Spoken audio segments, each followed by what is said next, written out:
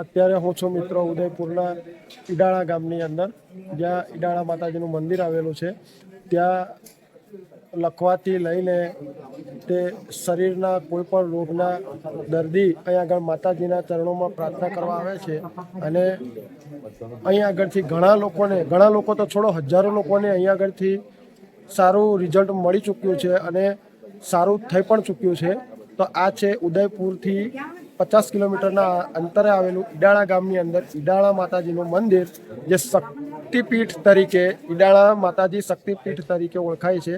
તે મંદિર છે. પાછળ તમે ઈડાળા માતાજીના દર્શન કરી શકો છો.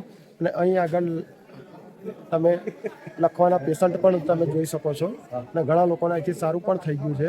તો આ તમને લોકેશન આપી દીધું. રાજસ્થાનના ઉદયપુરની અંદર ને ઉદયપુરથી 50 કિલોમીટરની અંતરે ઈડાળા ગામ આવેલું છે.